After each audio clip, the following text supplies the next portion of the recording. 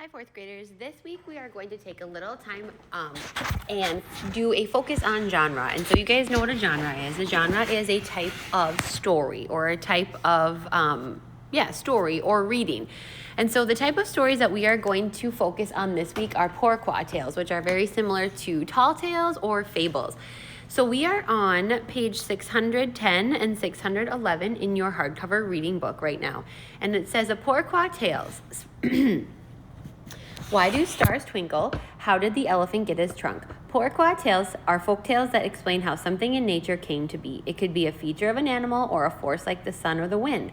A character might be a talking elephant or the ocean. See for yourself how pourquoi tales invent the world. So the first one we're going to read today is called Why the Sun and Moon Live in the Sky. Before we read our story today, we're going to take a look at the vocab. And so here are our 5 vocabulary words for the week. We have the words customs, folktales, personality, traditional, and trait. And so what we're going to do is I will just draw a line from the word to its definition. So customs are things that members of a group usually do. Okay? Folktales are stories that were first told by the common people of a region and passed down from one generation to the next. Personality, a set of qualities other than appearance belonging to a person. Traditional is relating to ideas and practices passed down from one generation to the next. And traits are distinctive features or qualities. And you'll have to do a workbook page with these vocabulary words today in your packet. So our first story is called Why Sun and Moon Live in the Sky. In the time of the beginning of beginnings, everything and everyone lived on Earth. If you had been living in those times, you could have sat on your porch in the evening and watched the sun, the moon, and the stars take a stroll and chatting with all the neighbors. The sun had many friends, but his best friend in all the universe was water. Every day, sun visited water, and they talked about this and that and enjoyed each other's company, which is what friends do.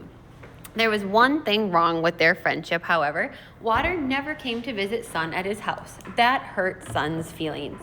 He could have held on to his hurt feelings and gotten angry, but that's not the way to treat your feelings when they're hurt. You'd feel better if you talked to the one who hurt them. Maybe Water didn't know that he had hurt Sun's feelings.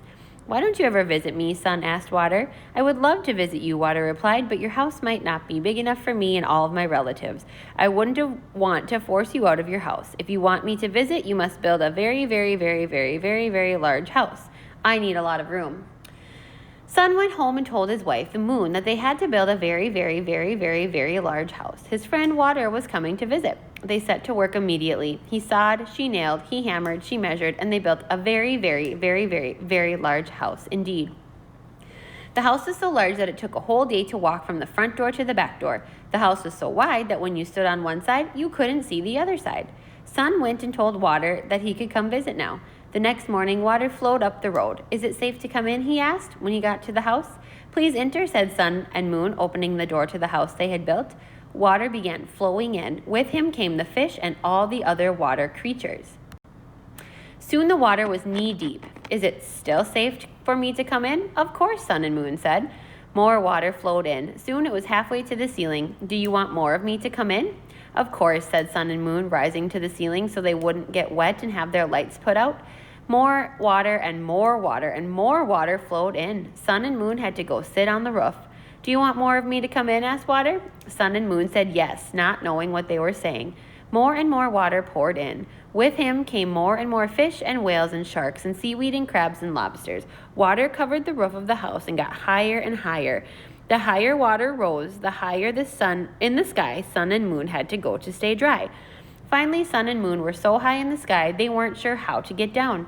But they liked being so high up and looking down on the world. And that's where they've been ever since.